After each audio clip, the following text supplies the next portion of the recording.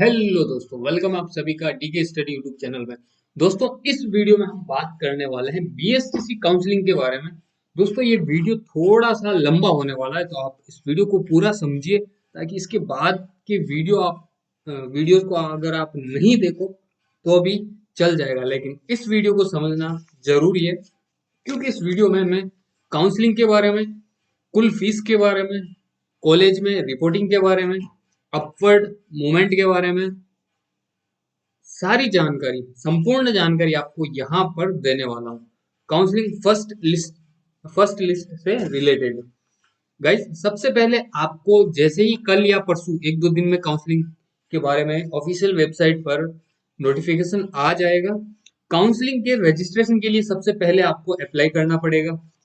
Complete process में बताने वाला हूँ, इसलिए ये वीडियो लंबा होने वाला है, पहले ही मैंने कह दिया है आपसे। तो सबसे पहले काउंसलिंग के लिए आपको रजिस्ट्रेशन करना पड़ेगा। ठीक है। काउंसलिंग के लिए रजिस्ट्रेशन करने के बाद आपको जो शुल्क राशि है काउंसलिंग की, लगभग लास्ट ईयर 3,000 रुपए थी, तो इस बार भी वही रहेगी, हम वही मान के चले। तो 3,000 रुपए का आपके चालान कटेगा। चालान की रसीद आपको संभाल के रखनी है, एक दो उसकी जेरोक्स भी निकाल के अपने अलग से किसी और डॉक्यूमेंट के साथ में रखें वो साइड में, ताकि कुछ दिक्कत ना हो। लेकिन ओरिजिनल आपको संभाल के रखनी है, चालान की फोटो को भी, ठीक है, अच्छे से संभाल के रखनी है। फिर ये दो काम तो हो गए, काउंसलिंग के लिए रजिस्ट्रेशन आपका हो चुका है और काउंसलिंग फीस आपने जमा करवा दी। उसके बाद दोस्तों देखिए, जब आप काउंसलिंग के लिए रजिस्ट्रेशन करते हो उस समय आपको जो कॉलेज चॉइस भरनी होती है, ठीक है।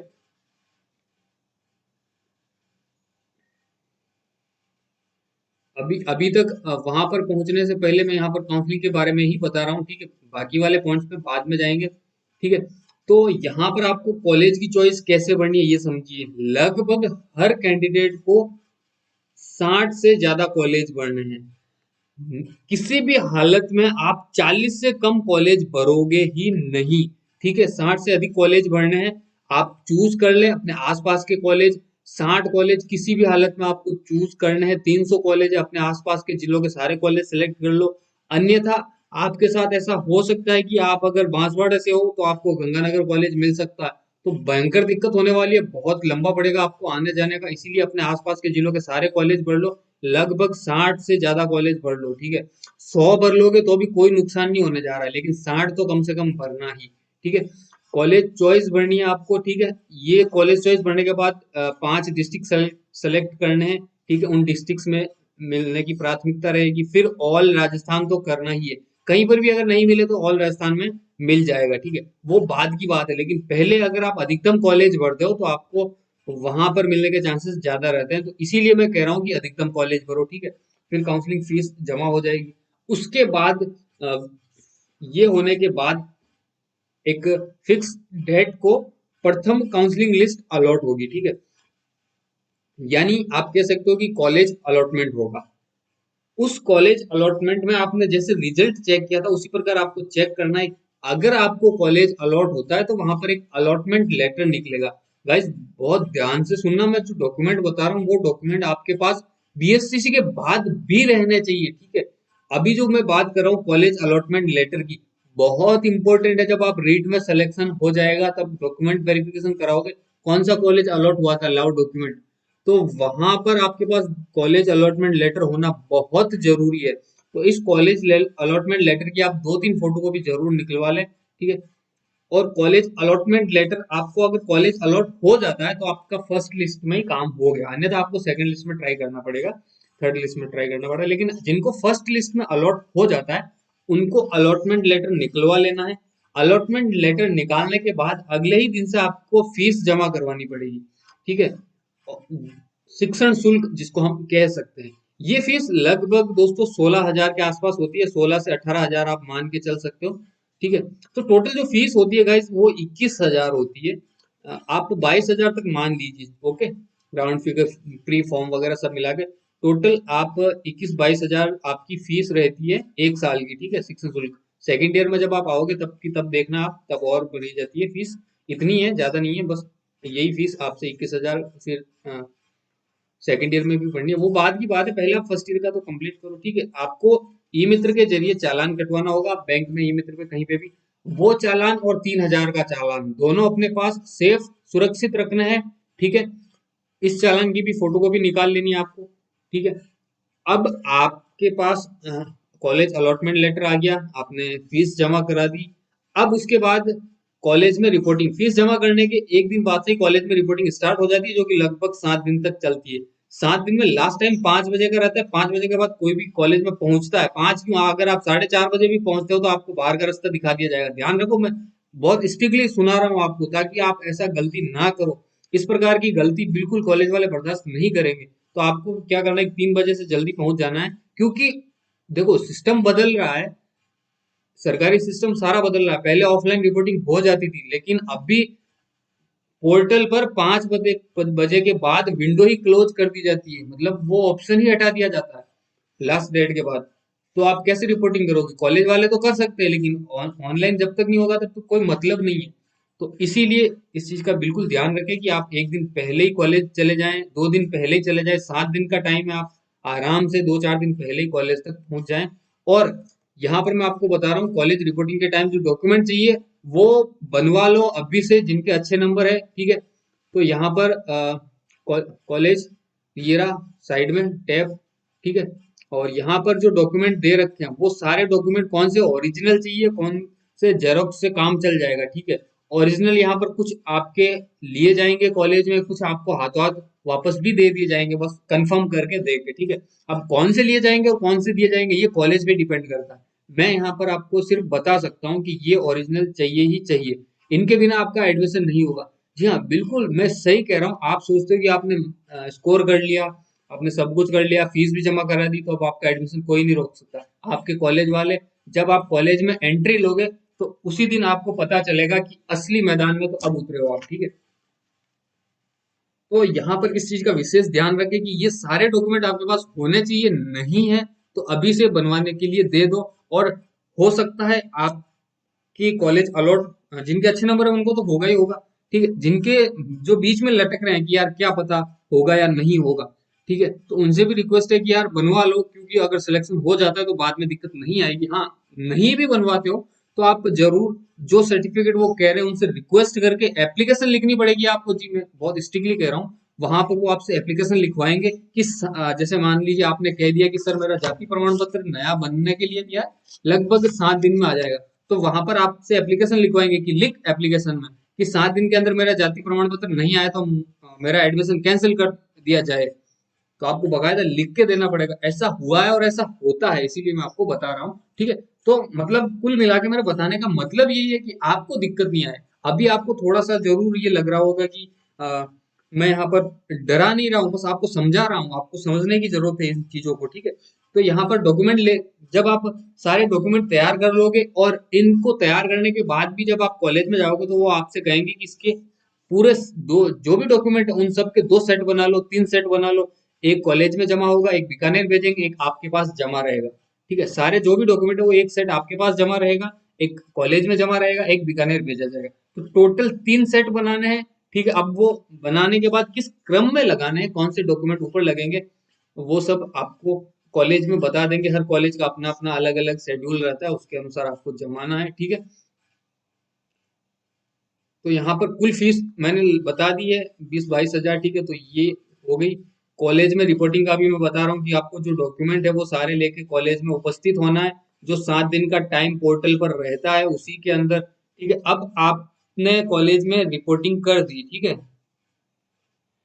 मतलब रिपोर्टिंग करने का मतलब कॉलेज में रिपोर्ट करना है आपको। एक वहां पर जो भी कॉलेज में मान लीजिए 50 सीट है, तो आप मान लीजिए कॉलेज में जाकर दूसरे नंबर पर रिपोर्ट करते हैं तो 2 नंबर सीट आपके लिए रिजर्व हो गई, ठीक है। 2 नंबर सीट आपकी, तो टोटल 50 सीट पे 50 कैंडिडेट को एक मार्क नंबर दे दिया जाता है। एक डॉक्यूमेंट भी आपको दिया जाता है, वो बहुत संभाल के रखना जरूरी है, वो बहुत आगे काम आएगा, ठीक है। तो ये तो हो गया कॉलेज में रिपोर्टिंग करने तक। उसके बाद, ठीक है, कॉलेज में रिपोर्टिंग के टाइम भी आपसे एडमिशन फीस ली जाएगी, जो भी 1000-2000 रुपए रहती है, इससे ज्यादा नहीं रहती। हालांकि कुछ कॉलेज में 200-300 ही होती है, लेकिन मैं 1000-2000 बता रहा हूँ, ठीक है। और कॉलेज जब रिपोर्टिंग करने जाओ तो कम से कम 5000 रुपये अपने साथ एक्स्ट्रा ले जाना, या एटीएम कार्ड ही साथ में ले जाना। एटीएम में पैसे रखना, ऐसे नहीं कि खाली एटीएम है, बैंक अकाउंट खाली है और एटीएम ले गए, ऐसे मत करना। क्योंकि देखो हर कॉलेज का अलग अलग रूल होता है। मैं 5,000 इसलिए कह रहा हूँ कि जो अधिकतर डाइट कॉलेज है या दूसरे भी कॉलेज है वो फीस आपसे पहले ले लेंगे, उसकी आपको रसीद दे देंगे। उसमें जैसे कि स्काउट शुल्क 1200 रुपये, खेल शुल्क 800 रुपये, ठीक है, अलग अलग कॉलेज का अलग अलग रहता है। और एग्जाम शुल्क 270 रुपये, लाइब्रेरी शुल्क 1200 रुपये 1 साल का, ठीक है, जो भी रहता है उनका अलग अलग कॉलेज का अलग अलग। और बुक्स के 500 रुपये 600 रुपये, जो भी बुक्स के, ड्रेस के, बैग के, आईडी कार्ड के, इसके जो भी उनका जो भी वो उनकी तरफ से रहते हैं, टीचिंग मटेरियल के जो भी चार्जेस रहते हैं वो सारे वो आपको रसीद दे देंगे। और कुछ कॉलेज में पहले ना ले जाकर बस आपसे 200 300 जो भी 500 800 1000 जो भी एडमिशन है वो ले लेंगे। और उसके बाद जब आप कॉलेज में कंटिन्यू करोगे तो जब जिस चीज की जरूरत पड़ेगी उसके हिसाब से लेते रहेंगे। तो ये अलग अलग कॉलेज पे अलग अलग डिपेंड करता है, हम कुछ नहीं कर सकते हैं, जैसे वो चलते हैं वैसे हमें चलना पड़ेगा। लेकिन ये जो राशि है वो ले जानी जरूरी है, क्योंकि जब एडमिशन लोगे आपसे तभी ली जाती है। और कुछ कॉलेज इसके साथ स्टिक हो जाते हैं। लास्ट ईयर भी बीकानेर निदेशालय ने ऐसा ही एक आदेश जारी किया था कि कोई भी कॉलेज बच्चों को फीस के लिए दबाव नहीं डालेगा। लेकिन इस बार का पता नहीं है, इस बार भी जारी कर दे तो अच्छा है, क्योंकि एक साथ बहुत प्रेशर आ जाता है पुअर फैमिली से जो बिलोंग करते हैं, ठीक है। तो आई थिंक उनके लिए जरूर सोचना चाहिए। अब चलो इतना हो गया। और जब आपने एडमिशन लिया तो भाई साहब रिपोर्टिंग करते समय बहुत ही खड़ूस टीचर थे यार। आपको ऐसा लगता है कि यार ये कॉलेज तो बहुत ही खराब होने वाला है, बहुत ही स्ट्रिक्ट है, और एक दो उन्होंने शायद आपको धमकियां भी दे दी होगी कि इस कॉलेज में ऐसे नहीं चलेगा, अच्छा तुम सोचते क्या हो, तुम शिक्षक बनने जाओ, मतलब जिस भी प्रकार की बात है आप सुनते हो। हालांकि ऐसा होता नहीं है, बस वो आपको थोड़ा सा प्रेशर बनाते हैं आपके ऊपर ताकि आप अनुशासित रहें। आप शिक्षक बनने जा रहे हो तो ये जरूरी भी है, तो आपको वहां पर डरना नहीं है। और फिर भी आपको लगे कि यार अब नहीं, मुझे तो इस कॉलेज में रहना ही नहीं, मैं तो कॉलेज चेंज कराऊंगा, तो आपकी सुविधा के लिए जो आपको नीचे ऑप्शन दिख रहा है अपवर्ड मूवमेंट, अब मैं इसके बारे में बात करने वाला हूँ। मान लीजिए आपने कॉलेज चॉइस भरी थी, 40 कॉलेज भरे थे, उसमें से आपको 10 नंबर का कॉलेज अलॉट हो गया। अब अपवर्ड मूवमेंट में क्या होता है, नाम में ही इसका अर्थ छुपा है। अब 10 कॉलेज आपको मिला है। अब अगर आपने अपवर्ड मूवमेंट के लिए अप्लाई किया है, यानी कि आप कॉलेज चेंज करना चाहते हैं, ठीक है, इसका अलग से ऑप्शन आएगा। कॉलेज रिपोर्टिंग दिन खत्म होने के बाद, 7 दिन पूरे होने के बाद, तब आपको दोबारा जाके अपवर्ड के लिए अप्लाई करना है। अप्लाई करने के बाद अपवर्ड में जैसे कि आपने 10 नंबर कॉलेज आपका अलॉट हुआ था, उसके बाद 9 नंबर आप 10 के ऊपर 9 है, अपवर्ड अपवर्ड चलना है, डाउनवर्ड नहीं, अपवर्ड। तो 10 के बाद अगर 9 नंबर कॉलेज में सीट खाली रही तो आपको वहां सीट दे दी जाएगी। अगर 9 नंबर में नहीं खाली है, अगर 8 नंबर में खाली है तो 8 नंबर में, 8 नंबर में भी नहीं खाली है तो 7 नंबर में, 7 नंबर में भी कोई सीट खाली नहीं है या किसी ने अपवर्ड के लिए अप्लाई नहीं किया है तो 6 नंबर। अब 6 नंबर में मान लीजिए एक सीट खाली है, या 6 नंबर कॉलेज से किसी ने अपवर्ड के लिए अप्लाई किया है, तो उसको जो उसके ऊपर वाले हैं उसमें दे देंगे। लेकिन आपको जो 6 नंबर है, अब 10 के बाद सीधा 6 में डाल दिया क्योंकि बीच वालों में सीट खाली नहीं है, या किसी ने अपवर्ड के लिए अप्लाई नहीं किया, या अप्लाई किया तो वो कॉलेज लिस्ट उसमें है नहीं, तो जो भी कारण रहता है, तो आपको 6 नंबर में सीट खाली है तो आपको वो कॉलेज मिल गया। इस स्थिति में आप अब आप चाहते हो कि 6 नंबर कॉलेज में आप गए, ठीक है, सारे सबसे पहले तो आपको वापस अपने उसी कॉलेज में जाना पड़ेगा, सारे डॉक्यूमेंट वापस लेने पड़ेंगे, बस एडमिशन फीस जो भी 500 1000 रुपए थी वो आपको वापस नहीं मिलेगी, हो सकता और कुछ राशि शायद जो आप, मैं कह रहा हूँ कि 5,000 आपसे ली जाएगी, वो तो आपको पूरी रिफंड हो जाएगी। लेकिन एडमिशन फीस के नाम से जो आपको रसीद दी जाती है, 300 500 जो भी 1000 रुपए के अंदर ही रहती है, वो रिफंड नहीं होती है। बाकी सारी फीस रिफंड हो जाएगी, सारे डॉक्यूमेंट आपके रिफंड हो जाएंगे। और आपको जो अपवर्ड मूवमेंट वाला डॉक्यूमेंट वो दिखाना होता है कॉलेज में, ठीक है। सारे डॉक्यूमेंट लेकर आप 6 नंबर कॉलेज में जाओगे, जो आपको अपवर्ड मूवमेंट में कॉलेज अलॉट होता है उसमें जाओगे। उसमें जाने के बाद आपको लगता है कि यार ये कॉलेज तो उससे भी खराब है, अब क्या करूं, तो उस स्थिति में आप कुछ नहीं कर सकते हो, इसलिए अपवर्ड कराओ तो सोच समझ के कराना। इसीलिए मैंने कहा कि इस वीडियो को कंप्लीट देखो।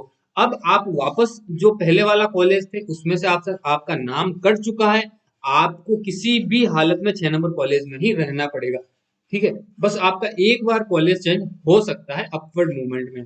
लेकिन अगर मान लीजिए आपको फर्स्ट नंबर चॉइस मिल गई है और उसके बाद आप अपवर्ड मूवमेंट के लिए अप्लाई करते हो तो होगा ही नहीं, और हो भी जाएगा तो आपको कॉलेज चेंज नहीं होगा, क्योंकि फर्स्ट नंबर चॉइस के बाद सिर्फ डाउनवर्ड होता है, अपवर्ड नहीं होता है। एक के बाद जीरो आता है, जीरो की कोई वैल्यू नहीं है, तो अब आप अपवर्ड के लिए अप्लाई नहीं करो। हाँ, 2 नंबर कॉलेज मिला है तो अगर 1 नंबर में सीट, 1 नंबर वाले कॉलेज में सीटें खाली है तो आपको एक नंबर मिल सकता है, ठीक है, और नहीं खा लिया तो नहीं मिलेगा। तो ये सिर्फ ऊपर की तरफ रहता है, लेकिन जो सबसे ऊपर एक नंबर पे ही बैठ गया, एक नंबर चॉइस ही मिल गई, तो उसके लिए अपवर्ड का कोई चांस नहीं है। उम्मीद है आपको अपवर्ड मूवमेंट के बारे में क्लियर हो गए, सॉरी अपवर्ड मूवमेंट के बारे में सारे डाउट क्लियर हो गए होंगे। फिर भी कोई डाउट रहता है तो हम इन सब के बारे में अलग से वीडियोस, जैसे ही ये पोर्टल पर अपडेट आएंगे, अलग से लाते रहेंगे और डिटेल में हम इनके बारे में बात करते रहेंगे।